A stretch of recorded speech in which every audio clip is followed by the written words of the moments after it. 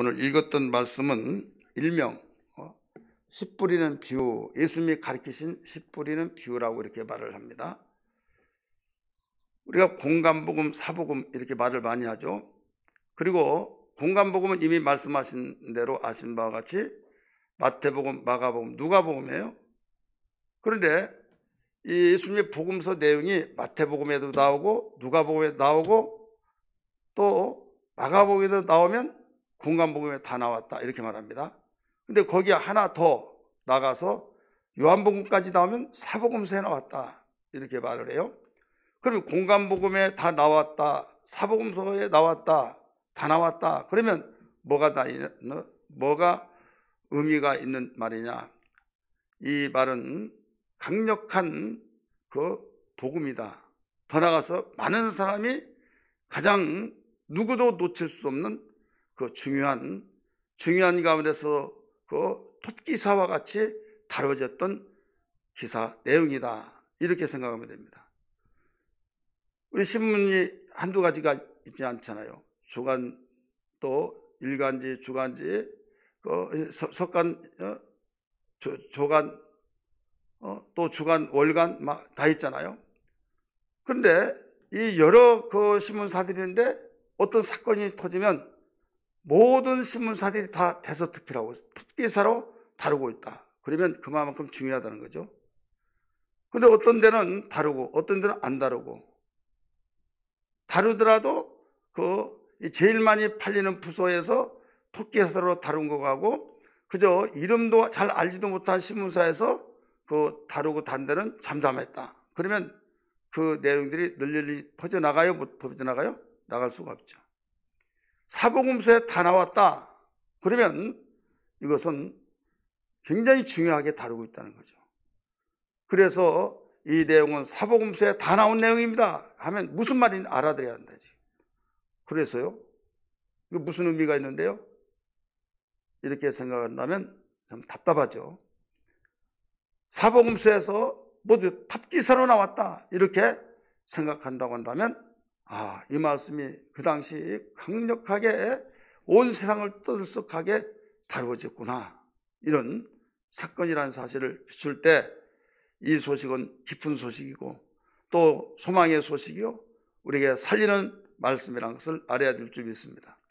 마태복음, 마가복음, 누가복음 이 세 복음서, 공간복음에 다 기록한 말씀이 씨 뿌리는 비유예요. 그러면 저는 이 내용을 마태복음과 마가복음과 누가복음을 전체 종합해서 우리 비춰봤을 때 이 마가복음은 간략하고 그 간결하면서 생동감 있게 기록된 것이 특성 중에 하나라고 그랬잖아요. 그러면 이 마가복음이 그렇게 간단하게 나왔다고 하면서도 이 내용은 길게 다뤘다 이거죠. 상당히 구체적으로 다뤘다 이거죠. 그것은 그만큼 큰 의미를 더 많이 두고 있다는 거죠. 예를 들어서 이 예수님이 시험 받으신 사건은 마태복음은 4장 1절에서 11절까지 나와요. 근데 누가복음은 4장 1절부터 13절까지 나옵니다. 그러니까 11절 내지 13절까지 다뤘던 내용이에요. 그러면 상당히 구체적인 내용이죠. 근데 마가복음 2절로 끝나버려요. 마가복음은 예수님이 시험 받았다고는 2구절로 그냥 함축시켜서 요약을 했다 이거죠. 이렇게 간결하게 나온 마가복음인데 여기에 씨 뿌리는 비유는 거기에 비하면 자상하게 나왔어요, 안 나왔어요? 자상하게 나왔다 이거죠. 그러면 얼마만큼 중요하냐? 이것을 의미하고 있는 거예요. 씨 뿌리는 비유. 그래서 이 씨 뿌리는 비유를 많이 알고 있는데 너무나 경히 여긴다 이거죠. 우리는 귀하게 여기면서 이 세상에서 복 중에 어떤 복이 가장 크냐? 예수님을 믿지 않은 세상 사람들은 가시적인 것을 다루기 때문에 우리 신령한 복, 마태복음 5장 1절에서 11절에는 팔복에 대한 것은 복복으로 여기지도 않고 관심이 없어요. 세상은 어떤 것을 복으로 귀하게 여기고 사모하고 있어요? 물질적인 복, 가시적인 복, 눈에 나타나는 복, 현실에 느끼고 정말 와닿는 복, 그래서 건강의 복, 물질의 복, 자식의 복, 사업의 복, 심지어는 치아, 오복 중에 치아가 튼튼한 것도 오복 중에 하나다 해가지고, 전에는 그게 뭔지 몰랐는데 치과를 많이 다니던 사람들이 한결같이 공통점이 그러죠. 오복 중에 하나가 치아가 좋은 것이 복 중에 하나인데, 정말 마음에 와닿더라, 정말이더라, 가슴속에 와닿는 소리를 하잖아요.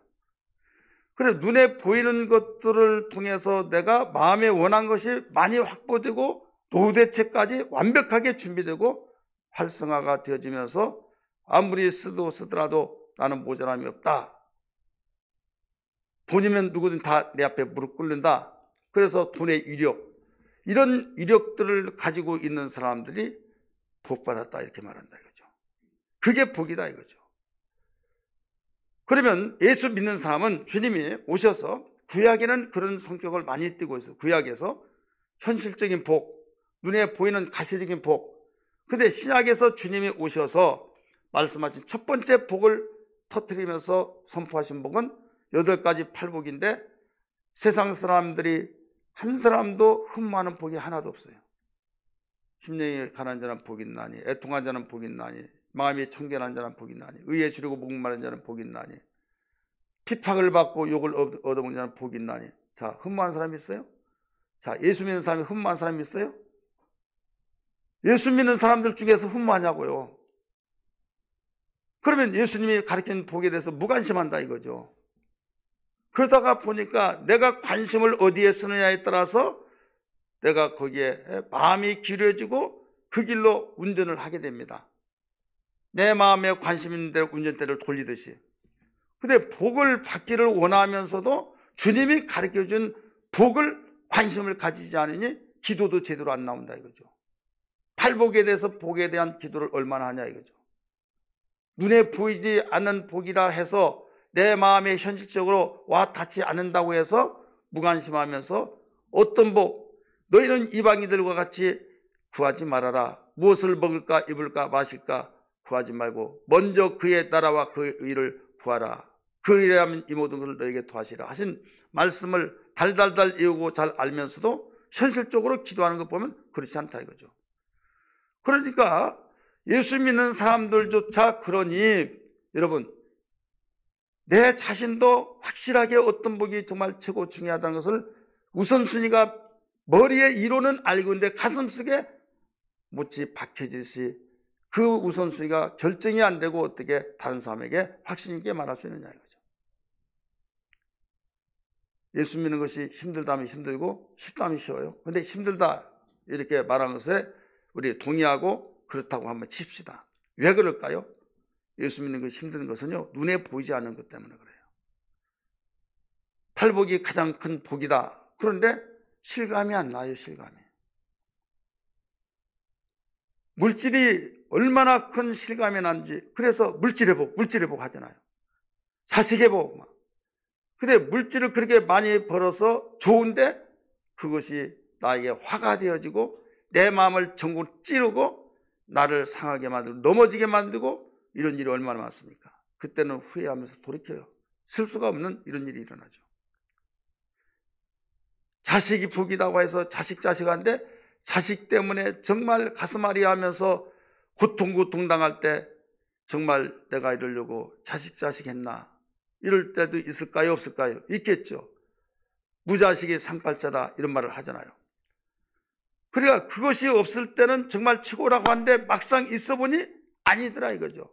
그러나 주님이 가르친 팔복에 대해서는 복이 아닌 것 같은데 그 복이 나에게 주어질 때는 정말 확신과 하나님의 선하심을 맛보아 알지어다라고 하신 말씀이 아멘이 저절로 되어진다 이거죠. 우리는 현재를 알고 미래를 주님이 가르쳐 주기 전에는 하나도 몰라요.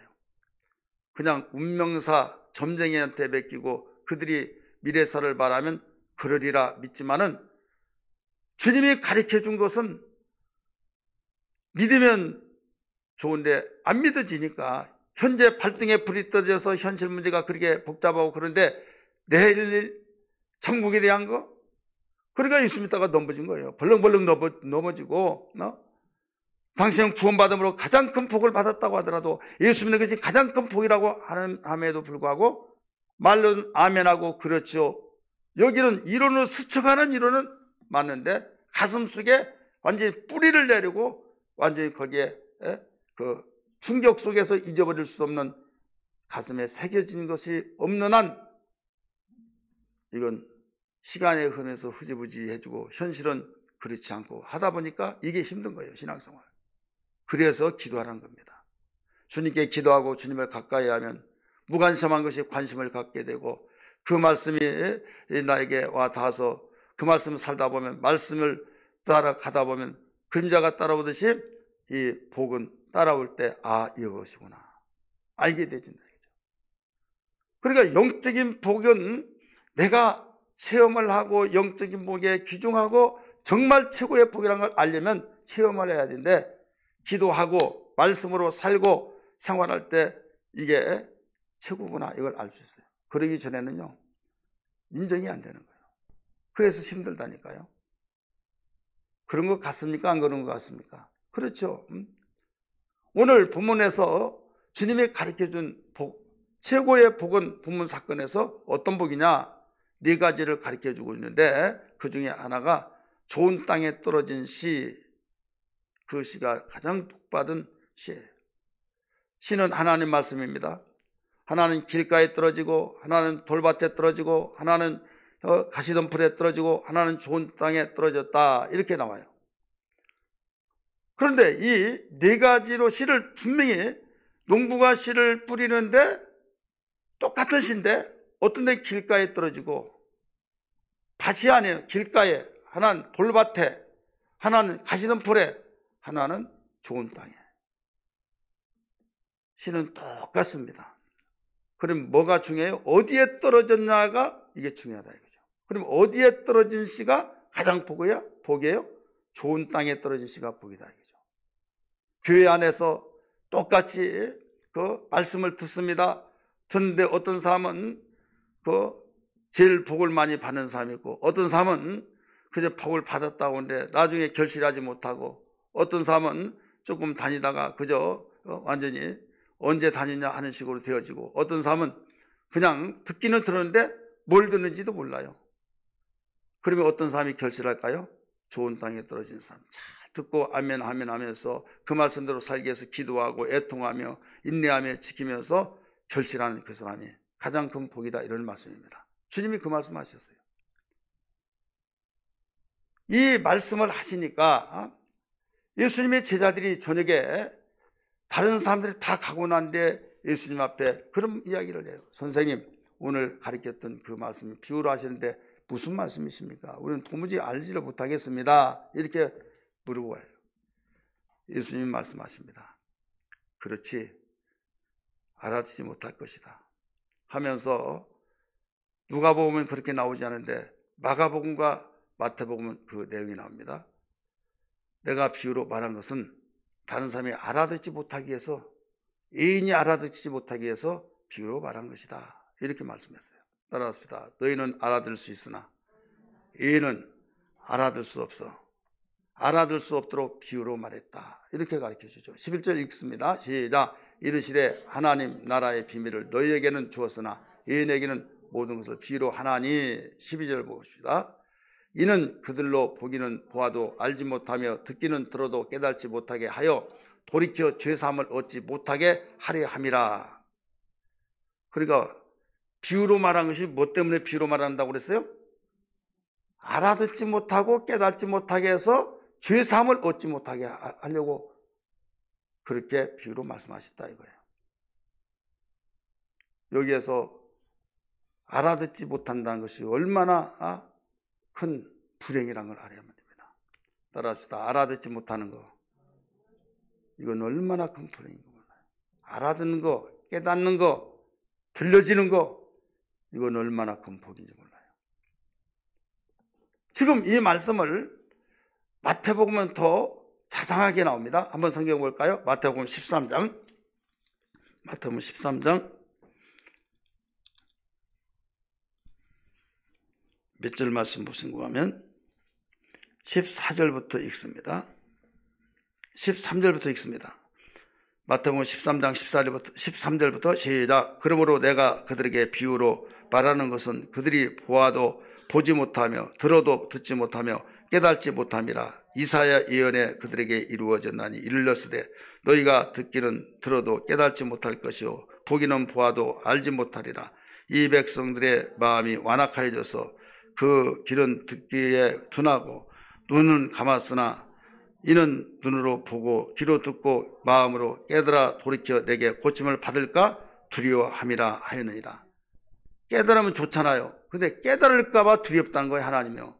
그래서 깨달지 못하기 위해서 이런 예언이 나오죠. 이사야 성경에 있는 말씀을 주님이 인용을 한 거예요. 그러면서 16절 한번 보세요. 그러나 너희 눈으로 봄으로 너희 귀는 들음으로 복이 있도다. 듣는 것이 복이 있다는 거예요, 없다는 거예요? 복이 있다는 거예요.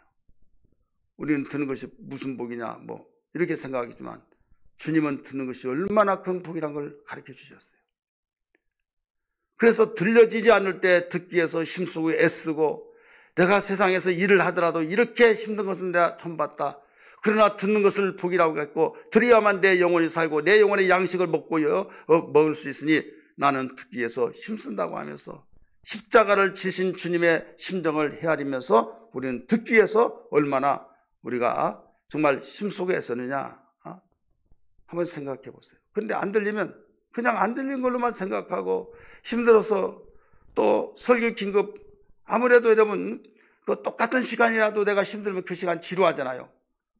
그러니까 그냥 신경이 나버린 거죠. 그런 사람들을 다 공통점이 뭐냐면 길게만 하면 다 되냐 이거죠. 엑기스로 간단하게 엑기스만 짜서 넣어주면 말은 잘해요. 한번 따라합시다. 말은 잘한다. 왜 대답을 같이 안 합니까? 말은 맞아요. 틀리지 않아요. 엑기스만 짜 넣어주면 얼마나 좋겠습니까? 한 가지 물어볼게요. 한약 있죠.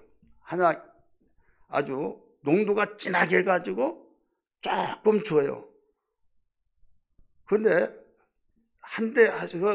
사발로 한 사발을 좀 얕게 해가지고 한 사발로 먹어요. 어느 것이 더 효과적일까요? 예? 한약을 안 먹어봐서 모르죠. 상식적으로 그러면 어느 것이 더 효과적일 것 같아요? 예? 조금 먹다 진한 거? 그러니까 설교가 짧기를 원하는구나.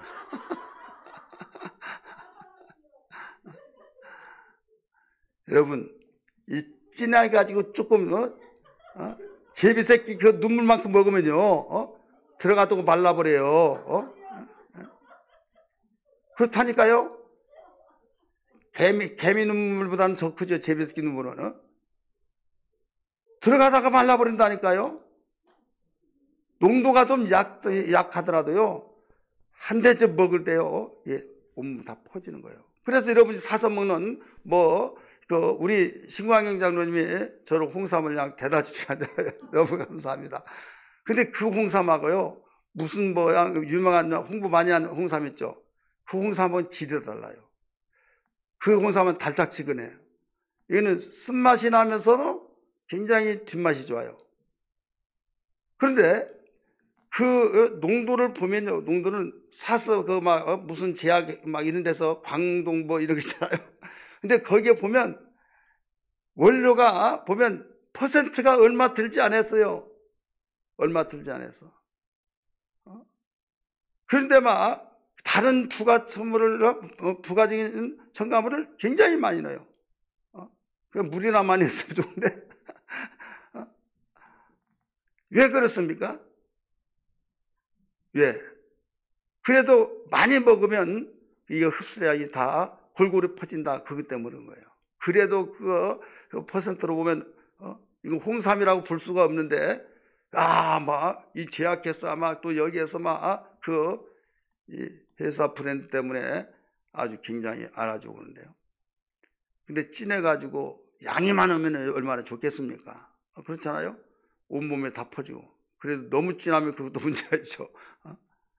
자, 오늘 우리는 하나님 말씀을 들을 때 내가 힘드니까 들려오지를 않은 거예요. 지루한 거예요. 그러다 보니까 이제 그런 생각 들고 그 말이 또 맞고 누가 보면 맞아.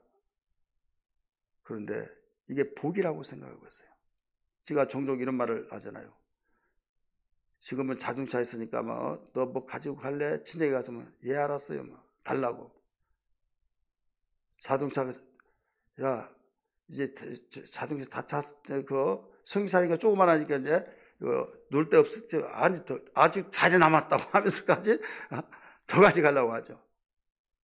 그런데요, 옛날에는 자동차도 버스 타고 다니고 그러잖아요. 부모가 볼 때도 가지고 갈 데가 없어요. 애 업었죠. 또 하나 양손 있죠. 옷다 가지고 갈 수 없어요. 이것만 가져가라. 제가 더 가져갈 수 있다는 거. 어떻게 가져갈래? 주기만 하래요. 나중에 봤더니 어디에냐? 앞으로 달고. 어떤 사람은요, 심지어는 허벅지에다가 뭐 달아가지고 모래주머니 저기 한 것처럼, 야, 징하더라고요. 아니, 양손에 애들 있죠. 머리에다가 이 하는데 단거리 같은 모르는데 물뚱이 놓고 이러고 걸어간 사람 있잖아요. 머리다 이고 어떤 사람은 뒤에는 애기가 있으니까 뭐니까 앞으로 또 하고 다 가져가더라고요. 왜 가져갔을까요? 힘들었어요? 힘들지 않았을까요? 없어서 못 가져간대요. 여러분이 힘들다고 하면 저기 금 20kg짜리 저기 있으니까 가져갈랍니까? 힘없으니까 못 가져가죠. 아니요, 가져갈게요. 다 그럴 거예요. 빙길랑군 사람이면 허리 아파서 못 가져가죠. 가져가요? 20kg. 우리 권순이 왜 집사님 못 가져갈 것 같아요? 가져가요? 왜? 내가 귀하다고 한다면요, 어떤 일이 있더라도 못 가져간다면요, 주기만 하세요. 그래가지고 못 가지고 가면 어디야? 누구 있나 없나 해가지고 그 속에 아무도 없는 거기에 몰래 숨겨놓고 집에 가서 야 따라와 해가지고라도 다 가지고 갈 거예요. 내가 얘 이렇게까지 말합니까? 듣는 것이 이렇게 중요하다고 한다면 우리가 정신을 차려 드려야 된다 이거죠. 듣는 것이 복이 있다고 그랬잖아요. 눈꺼풀이 내려와요. 저도 졸 때가 많이 있잖아요. 그래서 목사님 잔가 보다 우리한테 자지 말라고 하더니 왜 자? 저도 그래서 졸 때 그런 생각을 해봐요. 예. 무엇을 느끼냐면요, 야, 우리 이제 약하다. 이 눈꺼풀 내려온 거 이것을 못 이겨가지고 하나가 더 쑥 내려오고 이 버팀목을 갖다가 딱 해가지고 놓지 않습니다. 이것도 못 이기잖아요. 근데 저는 그런 일을 많이 했어요. 이거 호주머니 이렇게 넣고요, 손에다가 해서 막 허벅지를 꽂아 막 꼬집어서 나중에 집에 가면 멍이 시퍼렇게 들을 때요. 왜? 일을 학문이 하니까. 이 듣는 거, 주님 분명히 말씀하셨잖아요. 너희 눈을 봄으로 너희 귀는 들음으로 복이 있도다. 마태복음 13장 16절에. 그런데 왜 그렇게 듣기를 원하시고 듣는 것이 복이 있다고 하는데 어떤 이는 듣지 못하게 하느냐 이거죠. 우리 성경 봅니다. 이사야 6장 9절부터 있는 내용을 여기에 예수님이 인용을 하셨어요. 다른 사람이 인용한 것은 예수님이. 우리 성경 봅니다. 이사야 6장입니다. 6장 9절부터 시작. 여호와께서 이르시되 가서 이 백성에 이르시기를 너희가 듣기는 들어도 깨달지 못할 것이요 보기는 보아도 알지 못하리라 하여 이 백성의 마음을 둔하게 하며 그들의 귀가 막히고 그들의 눈이 감기게 하라. 염려하건대 그들이 눈으로 보고 귀로 듣고 마음으로 깨닫고 다시 돌아와 고침을 받을까 하노라 하시기로. 지금 주님은 하나님 말씀하시기를 들을까 봐 염려스럽다는 거예요. 두렵다는 거예요. 왜? 들으면 변화가 되니까, 들으면 고치니까, 듣지 못하니까 고칠 수가 없다는 거예요. 하나님은 작정된 계획 속에 야 돌아와라 돌아와라는데 끝까지 안 돌아와요. 그러니까 이제는 문이 닫혀버린 거예요. 너희가 내 말을 듣지 아니하니 이렇게 하리라. 이제 결정을 해버린 거예요. 그런데 그 뒤에 들으려고 하면 만약에 듣고 주여 회개합니다 가슴을 찢고 회개하면 하나님이 또 좋으신 분이기 때문에 용서해 준다고 했으니까 다시 하기로 했던 결단이 다 사라져야잖아요. 그래서 내가 그들에게 말한 대로 하기 위해서는 듣지 못해야 된다 이거죠. 듣지 못하게 해야 된다. 깨닫지 못하게 해야 된다.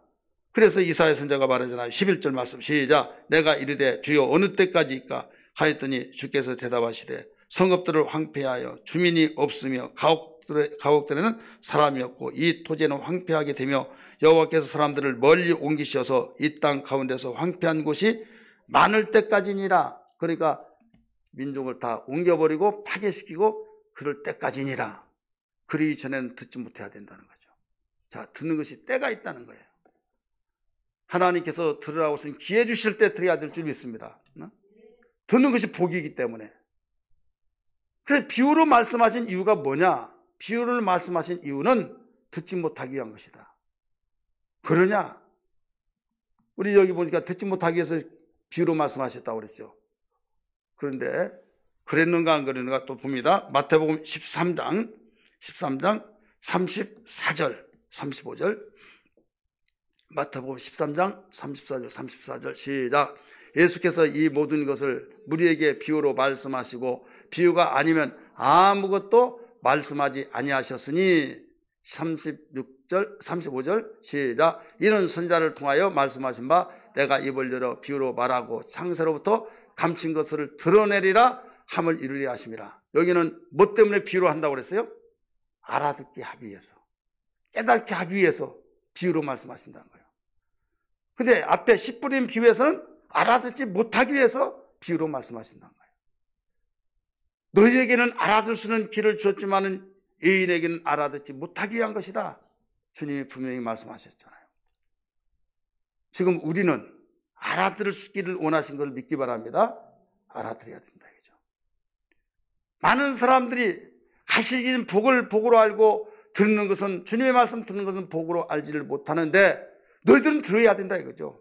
그러면서 네 가지 비유를 통하여서 좋은 땅에 떨어진 시, 그 사람이 바로 복 있는 사람이다 이거예요. 오늘 우리는 좋은 땅에 떨어진 씨가 되어야 될 줄 믿습니다. 하나님 말씀이 우리 밭에 떨어져야 될 줄 믿습니다. 길가에 떨어지면 새가 와서 먹어버렸고, 말씀을 들었으나 사탄이 와서 먹어버렸다는 거예요. 그래 잘할 수 있어요? 새 배설물이 되죠. 마귀가 우리를 먹잇감으로 삼아버린 것처럼. 돌밭에 떨어져서는 흙이 얇아가지고 심어서 싹은 나는데 뿌리가 깊지 못해서 잘 자라다가 햇빛이 나면 말라 죽어버렸다 나와요. 이건 뭐냐? 이것은 핍박을 받고 예수님 때문에 말씀의 뜻대로 살려고 하다 보니까 예수 믿더니 미쳤느니 이러니 저러니 하면서 별의별 핍박 탄압을 받고, 그러니까 어이구 나 교회 다니 난리 났다고 평안하지 못하다고 해서 중간에 포기해버린다 이거죠. 예, 돌밭에 떨어진 사람은 그와 같다. 주님이 해석한 거예요. 세 번째는 가시떨기에 떨어진 자는 어떤 자냐? 지금 통풍에 의해서 그 모든 바람을 맞아가면서 햇빛을 받으면서 자라야 열매를 맺는데, 여기에서 가시떨기에 떨어지니까 가시떨기에 우거진 가운데 씨가 떨어져 자라니까 기운에 막혀서 결실하지 못한 것이요. 그랬어요. 이걸 해석을 어떻게 하시느냐? 세상의 염려와 재물의 염려, 기타 그 욕심, 이 기타 욕심을 누가복음에서는 그 이성의 그 향락의 유혹, 이것을 가리키고 있어요. 그래서 결실하지 못한 것이다 이렇게 말씀했습니다. 그러니까 우리는 설교를 들으면서 내 자신이 결실하지 못한다고 한다면 뭐 때문에 결실하지 못하느냐 이거죠. 듣지 못해가지고, 듣기는 들었는데 마귀가 와서 먹어버려서 결실하지 못하냐? 아니면 들을 때는 은혜 받았다고 하면서 목사님 은혜 받았습니다, 좋은 말씀 들었습니다, 하면서 은혜 받은 그 기쁨으로 돌아가는데 집에서 야 이년아 너 어디 갔다 왔어? 서방 만나고 왔어? 막 하면서 막 욕을 해대고 막 머리를 쥐어뜯고 내둥댕이 치고 교회에서 살아라 막 그래 그런 일을 한 번도 안 당했는데 교회 갔다 와서 예수 믿는다고 그러니까 가정의 평화를 위해서 그래서 교회를 안 나와버린다 이거죠.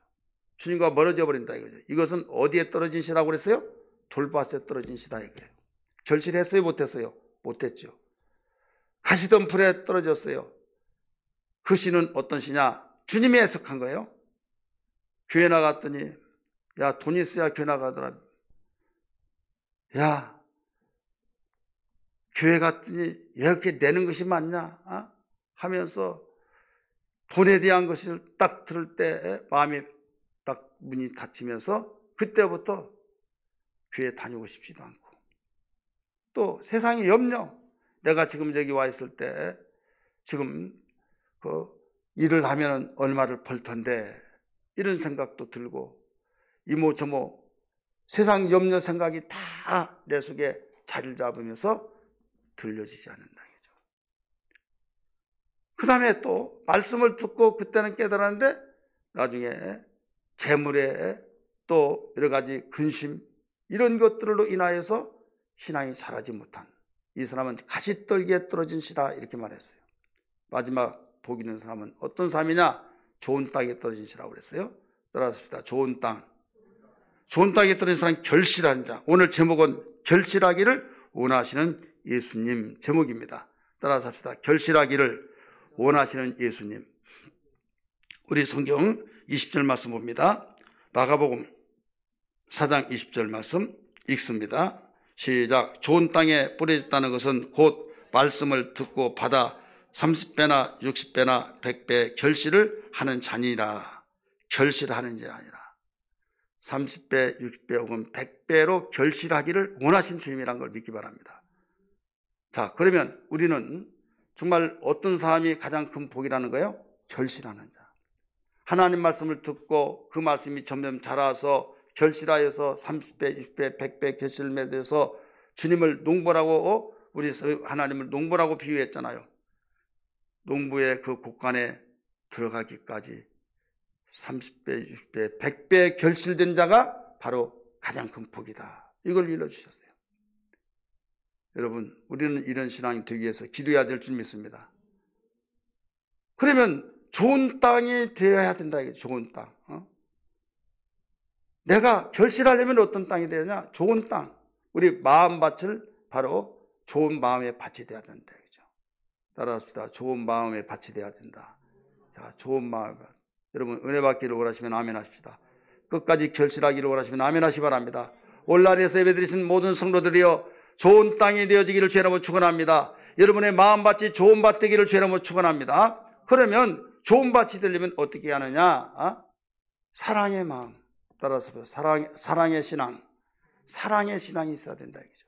이걸 해석하면 뭐냐면 온유하고 겸손한 신앙을 말하고 있어요. 온유하고 겸손한 마음. 한마디로 예수님의 마음. 마태복음 11장 29절의 말씀 보니까 나는 온유하고 겸손하니 내 먹이를 베고 배우라. 이렇게 나오죠. 주님이 사랑으로 나타내 주신 것은 희생으로서 십자가의 죽으심으로써 사랑을 보여줬잖아요. 그래서 사랑의 마음이 있으면서 이게 온유한 겸손한 주님의 마음을 통해서 이게 부드러운 밭으로 보면 부드러운 좋은 땅이라 이거죠. 이때 씨가 딱 떨어지면 이 농부가 높이에서 씨를 뿌리잖아요. 그럴 때 씨가 떨어지면서 그 씨가 적지만은 떨어지는 그 높이와 그 씨의 무게와 이 중력에 의해서 땅에 파묻혀야 된다 이거죠. 땅에 파묻힐 정도의 부드러운 땅. 그때 여러분 좋은 땅이에요. 돌밭이라고 한다면 여러분 되어지지 않습니다. 부드러운 땅. 온유하고 겸손한 마음은 주님의 사랑의 마음이요 주님의 마음인 걸 믿기 바랍니다. 그럼 두 번째는 어떤 마음이냐? 어떤 신앙이냐? 믿음의 마음이에요. 따라서 믿음의 마음. 믿음의 신앙입니다. 세 번째는 어떤 마음이냐? 소망의 신앙이에요. 이것을 어디에서 가르쳐 주느냐? 바로 누가복음에서는 그대로 잘 가르쳐 주셨어요. 마가복음이나 마태복음에서는 좋은 땅은 깨달는 자니 이렇게 나와요. 마태복음에서는 깨달는 자라고, 듣고 깨달는 자니 그게 좋은 밭이라고 그랬어요. 마가복음에서도 그랬어요. 근데 마가복음은 조금 더 설명을 잘했어요. 좋은 땅에 떠 있다는 것은 말씀을 듣고 받아 이렇게 나오죠. 누가복음은 한번 보세요. 뭐라고 했는가 하면 누가복음 8장 15절 말씀 보세요. 누가복음 8장 15절. 우리 같이 봅니다. 시작. 좋은 땅에 있다는 것은 착하고 좋은 마음으로, 거기에 착하고 좋은 마음으로, 이게 사랑의 마음, 온유하고 겸손한 마음, 주님의 마음이에요. 그 다음에 말씀을 듣고 지켜, 이것은 믿음이에요. 말씀을 듣고 지켜. 야고보서 2장 22절 보면 들으면 믿음은 행함과 함께 일하고 행함은 믿음을 온전케 하느니라. 믿음은 그냥 아멘 아멘 그게 믿음이 아니라 말씀을 듣고 아멘 하면서 지킬 때, 순종할 때 이게 믿음입니다. 그래서 좋은 땅에 있다는 것은 착하고 좋은 마음, 윤리와 도덕적인 것이 아니라 주님의 마음으로서 온유하고 겸손한 마음, 이게 사랑의 마음이다 이거죠. 그 다음에 두 번째는 말씀을 듣고 지켜, 이게 믿음의 마음이에요. 믿음. 그 다음에 인내로 결신한 자니라. 인내, 이건 소망입니다. 데살로니가전서 1장 3절의 말씀 보니까 믿음의 역사와 사랑의 수고와 소망에 뭐가 나와요? 인내죠. 인내로, 인내신앙입니다. 그래서 결실하는 자니, 로마서 8장 24절 보면 소망으로 구원을 얻었음에 나오죠. 결실. 따라서 합시다. 소망으로 구원을 얻었음에 결론이 되어지죠. 그래서 이와 같이 좋은 땅에 떨어졌다는 것은 내 마음이 반드시 주님의 마음으로, 사랑의 마음, 온유와 겸손한 마음과 믿음의 마음과 소망의 마음이 되어진데, 이것은 항상 우리가 기도하고 깨어있을 때만이 되어진 걸 믿기 바랍니다. 여러분, 좋은 땅은요, 농부가 계속 가꾸는 거예요. 풀이 우거지고 새들이 또 바람에 의해서 그 옥토밭이, 우리 엊그제 엄지은 집사님 집 예배드리러 가가지고 그 주택지가 많이 옆에 있잖아요. 봤더니요, 아카시아 나무가 막 또 다른 나무들이 이 손가락보다 더 크고 어떤 건 주먹만한 이렇게 자라가지고 막 쭉쭉 뻗었더라고요. 그 나무 심어놓은 거 아닌데 왜 그랬을까? 그거 좋은 땅이거든요, 그곳이요. 그거 굉장히 옥토예요, 그거요. 옥정. 근데 어떻게 그렇게 됐냐? 좋은 땅이라 하더라도 가꾸지 않으면 새가 와서 바람에서 낚시들이 날라 거기에 떨어지면 자라는 거예요. 그리고 가꾸지 않으면 안 돼요. 우리 신앙은 가꾸어야 될 줄 믿습니다. 방치해두면 안 되는 거예요. 기도와 말씀으로 거룩해지니라 말씀하신 것처럼 가꿀 때. 신앙은 그래서 믿음의 선한 싸움입니다. 그냥 결실한 것이 아니라 농부의 그 수고, 농부의 노력, 가꿈. 그렇기 때문에 신앙도 마찬가지다. 그래서 깨어서 기도하고 힘쓰고 애써야 될 줄 믿습니다. 풀 때문에 얼마나 힘듭니까?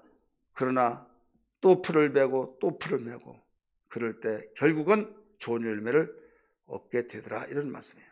오늘 우리는 이 말씀을 듣고 주님께서 결실하기를 원하신 주님이시기 때문에 내 신앙이 주님 언제 오실지라도, 내가 언제 주님 오라 하실 때 갈지라도 우리가 결실의 신앙으로 가야 될 줄 믿습니다.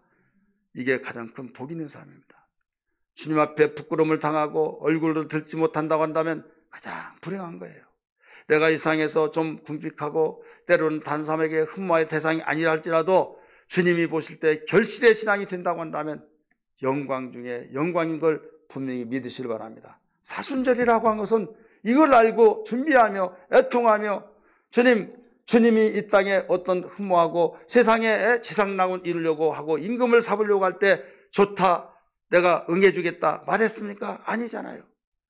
그걸 다 마다하고 산으로 가서 기도하고 아버지의 뜻을 위해서 기도했던 것처럼 우리는 이 땅의 소망보다 하늘의 소망을 갖고 나갈 수 있는 그 신앙이 되어야 된다, 이런 말씀이에요. 오늘 우리는 이 말씀 붙들고 기도하는 아침, 기도하는 저녁 되기를 바랍니다.